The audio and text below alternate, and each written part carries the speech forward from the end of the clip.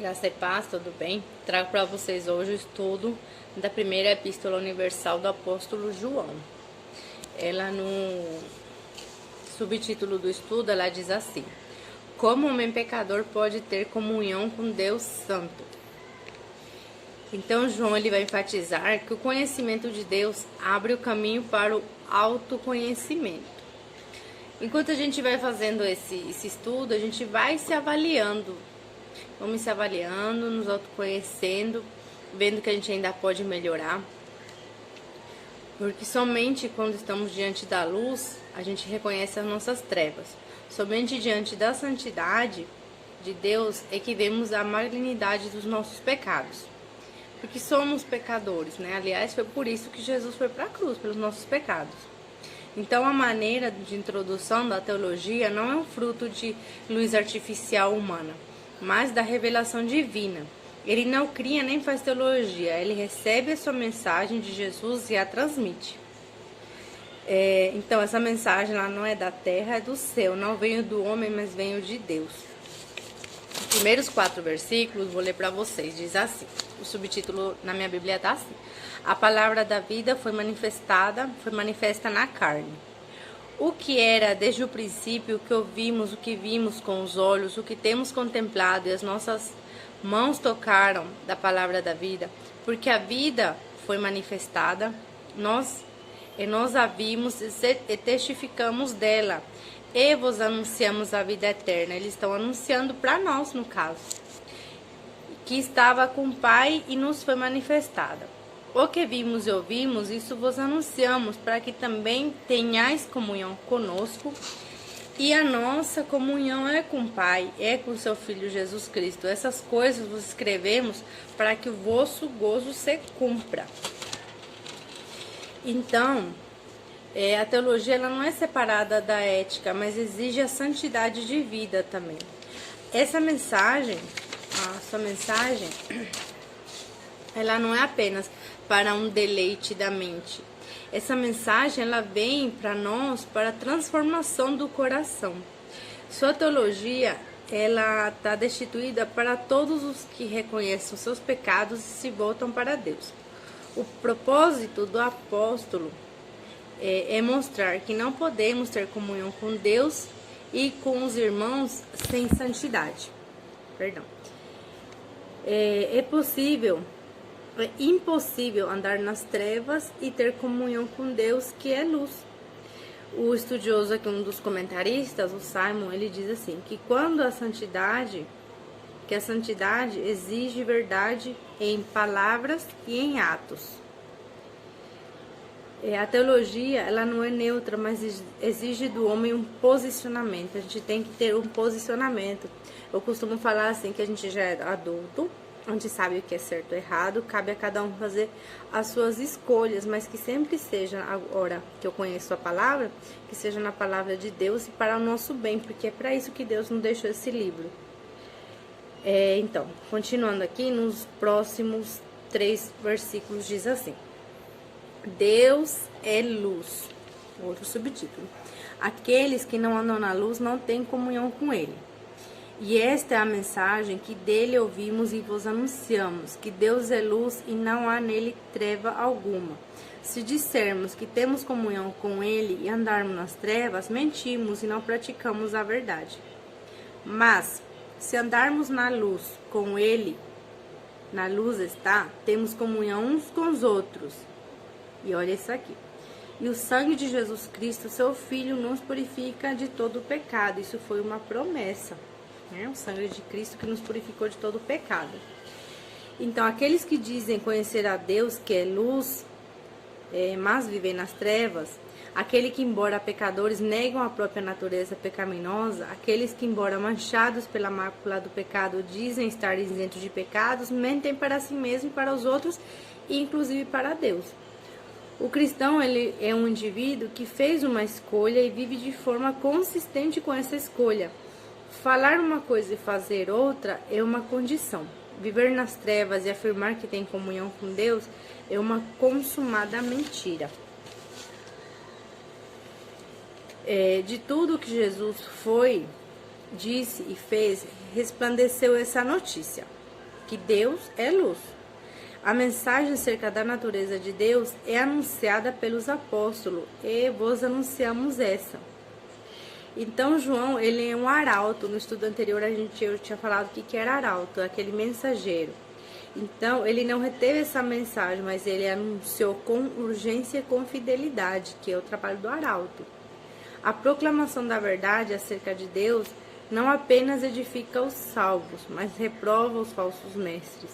O nosso ministério não apenas combater a mentira, mas, sobretudo, anunciar a verdade.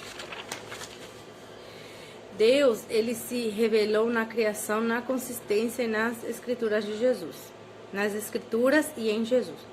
Augusto Nicodemos, ele disse que se Deus é luz, segue-se que quem professa ter estreito relacionamento com ele deve exibir santidade em sua vida. Olha o que está escrito em 1 Pedro 15:16. Mas, como é santo aquele que vos chamou, sede vós também santo em toda a vossa maneira de viver, porquanto escrito está: sede santos, porque eu sou santo. É Jesus falando isso, então é possível sim. Caso contrário, o relacionamento é falso. Deus é luz no sentido de que nada pode ficar oculto aos seus olhos. Deus é luz e habita em luz inacessível. Está em 1 Timóteo 6,16. A luz penetra nas trevas e as trevas não podem prevalecer contra ela. Deus é onisciente e para ele luz e trevas são a mesma coisa. Ele a tudo vê e todos sonda e nada escapa do seu conhecimento. A luz penetra nas trevas e a dissipa. É impossível esconder-se de Deus, seja nos confins da terra ou seja nas profundezas do mar. Aí a natureza pecaminosa do homem é declarada, aqui no versículo 6. Porque se dissermos que temos comunhão com ele e andarmos nas trevas, mentimos e não praticamos a verdade, diz, né? Então, é a tentativa de enganar os outros. Mesmo imersos no caudal dos seus pecados e ainda proclamar que tinham comunhão com Deus, quer dizer assim, que a religião sem moralidade ela é uma ilusão, uma vez que o pecado é sempre uma barreira para a comunhão com Deus. O John, um outro comentarista, o John, ele esclarece esse ponto as seguintes palavras. Ele fala assim, que Deus nos conhece por inteiro. A desonestidade resulta em colocarmos o disfarce da justiça, enquanto por dentro somos um emaranhado de teias, de ambições, de torcidas e frustrações. Lembranças do passado e temores do futuro. Ali eu vejo muito assim, a angústia e a ansiedade, né? Que são as lembranças do passado e os temores do futuro. Então o Senhor, ele deseja ir abaixo da superfície até aquela pessoa real que vive em nossa pele. O outro aqui, o Simon, ele fala assim, que o pecado, ele perturba a vida e gera confusão. Em vez de paz, a discórdia. Em vez de harmonia, a desordem. E no lugar de comunhão, a inimizade. E a tentativa de enganar a nós mesmos. Se dissermos que não temos pecado nenhum, nós mesmos enganamos e a verdade não está em nós.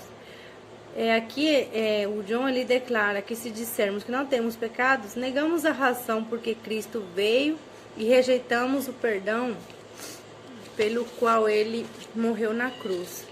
Que forte, né? Porque a gente não pode esquecer por que ele morreu na cruz. Foi por nós, pelos nossos pecados. O pecado é uma fraude tão sutil que aquele que o comete perde a consciência dessa realidade. O pecado anestesia o coração, insensibiliza a alma e cauteriza a consciência. Qualquer um que não precise fazer o quinto pedido do Pai Nosso, que diz o outro comentarista, o Simon, perdoa as nossas dívidas. Por achar que não tem pecado, engana-se a si mesmo. O rei Salomão observou sabiamente: o que encobre as suas transgressões jamais prosperará, mais do que as confessa e deixa alcançar a misericórdia. Está em Provérbios 28:13. Então eu creio que todos procuramos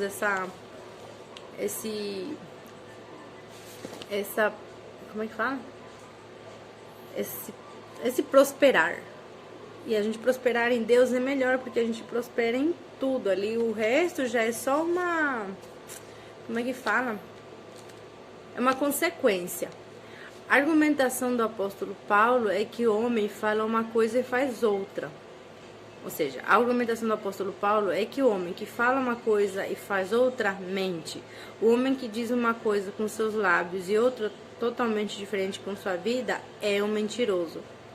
O que contradiz suas afirmações com sua maneira de viver está falando com a verdade e enganando a si mesmo.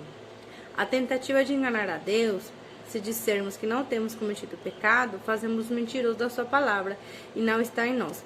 Isso está nos próximos versículos. Vou ler aqui para vocês. A confissão dos pecados e o perdão de Cristo. O perdão de Cristo, olha. Se dissermos que não temos pecado, enganamos a nós mesmos e não há verdade em nós. Se confessarmos nossos pecados, Ele é fiel e justo para nos perdoar os pecados e nos purifica de toda a injustiça. Se dissermos que não pecamos, fazemos-o mentiroso e a sua palavra não está em nós. Então, aquele que nega o seu pecado, nega a própria verdade divina e chama a Deus de mentiroso. Então, eu creio que ninguém quer chamar a Deus de mentiroso, para poder ter uma comunhão plena com Ele. Se ele não é pecador, pois insiste que o descrente, né? Ali no versículo 8, ele fala sobre o descrente. Se ele não é pecador, pois insiste que não pecou, faz de si mesmo ser igual a Deus, porque todos somos pecadores. E quem fala que não tem pecado, quer se igualar a Deus. Davi, ele tentou encobrir seus pecados, isso lhe custou a saúde, está em Salmos 32, 3, 4. A alegria, Salmo 51. A família, e por pouco não lhe custou o reino. Outro também, Abraham Lincoln, diz assim, costumava dizer que o homem que deseja ser mentiroso, é melhor ter uma boa memória. Porque quando uma pessoa gasta todas as suas energias fingindo ser algo, não lhe restam forças para viver. E a vida torna-se superficial e insípida. E o que quer dizer isso? Que a vida se torna sem graça para essa pessoa. Porque ela não vive uma realidade. E a comunhão com os irmãos também fala que andar na luz produz resultados, não só na comunhão com os irmãos, mas também a purificação de todo o pecado. Que esses são os resultados, seria uma consequência, né? A realidade de mantermos a comunhão com os irmãos é um profundo desejo de glória celestial na presença de Deus e deve ser acompanhado de uma vontade intensa de ter comunhão com a igreja na terra. Porque Deus nos deixou uma promessa, que o sangue, que nem eu falei aqui, é uma promessa. Aqui no versículo 7, o sangue de Jesus Cristo, seu Filho, nos purifica de todo o pecado. O fato de andarmos na luz e mantermos comunhão uns com os outros não implica na ausência de pecado, nem nos torna essencialmente perfeitos e imaculados. Ainda continuamos sujeitos ao pecado, mas temos a promessa da purificação pelo sangue de Jesus. Sermos iguais a Ele somente na glorificação. Porque o sangue de Jesus, Ele é a única coisa suficiente para nos limpar, para fazer uma profunda e total limpeza. Nenhuma terapia humana, nenhum rito religioso pode purificar o homem do seu pecado. Nenhum esforço humano ou obra de caridade pode produzir essa realidade. Somente o sangue de Jesus, o Filho de Deus, pode nos lavar e purificar e nos tornar aceitável a Deus. Não há causa perdida para Deus, não há pecador irrecuperável para Deus, não há pecado imperdoável para Deus, exceto a blasfêmia contra o Espírito Santo.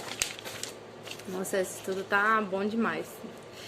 Depois fala a comunhão com Deus. Se a gente confessar nossos pecados a Ele, Ele é fiel e justo para nos perdoar os pecados e purificar de toda injustiça. Essa é a condição do perdão e o caminho da comunhão com Deus. Vale ressaltar igualmente que não se trata de uma confissão genérica, inespecífica e superficial. A verdadeira confissão requer especificamente dos pecados, requer especificação dos pecados. Como especificação dos pecados? Chamá-lo pelo mesmo nome como Deus chama. Senhor, tem inveja. Senhor, tem um ódio. Senhor, tira essa impureza. Senhor, tira essa mágoa. Mágoa. Gente, eu não sabia que mágoa era pecado, mas esse dia eu falei, ô Senhor, esse estudo aqui de novo. Mas mágoa é um pecado. Fiquem sabendo. Quem sabe, tá bom. Vamos lutar contra isso. Temos que ser curados, né? Então, o Simon, ele ainda fala assim, que não nos é dito quando e onde e como confessar os nossos pecados, mas o arrependimento, ele é diário. O arrependimento diário dos pecados nos leva à confissão contínua. E Deus, deixa eu me achar aqui. Nós devemos confessar nossos pecados primeiramente a Deus, depois àqueles contra quem os cometemos. A confissão deve ser tão extensa quanto o estrago feito pelo pecado. A confissão de certos pecados exige uma reparação além da confissão. Em alguns casos, a disciplina deve também ser aplicada. E a base do perdão, que ele é fiel e justo, né? Porque Deus fala assim, pois perdoarei as suas iniquidades e dos seus pecados, suas iniquidades, dos seus pecados, e jamais me lembrarei. Isso eu achei no Antigo Testamento, em Jeremias 31:34, que Deus falou. E lá no Novo Testamento ele confirma isso, né? Hebreus 8:12, 10:17. É Jesus aqui falando, Deus, e jamais me lembrarei dos seus pecados e das suas iniquidades. Assim como esses dias no outro estudo a Fernanda falando que Deus fala e no Novo Testamento Deus se confirma. Por isso é bom a gente ter esse estudo, porque a gente aprende isso. E é tão bom quando você, nossa, tá aprendendo, tô sabendo. Deus, então, ele manifesta a lealdade em sua aliança. Ele simplesmente é fiel para perdoar, porque ele promete fazê-lo. Ele é justo, porque seu filho morreu por nossos pecados. E é isso o nosso estudo. Eu espero que tenha sido bom, porque a gente não pode esquecer isso, que quem morreu por nós, pelos nossos pecados, quem nos está dando o poder da gente buscar a santidade, e que mágoa é pecado. É difícil, mas é diário, gente, diário, tá? Tamo junto, beijo, até a próxima, tá?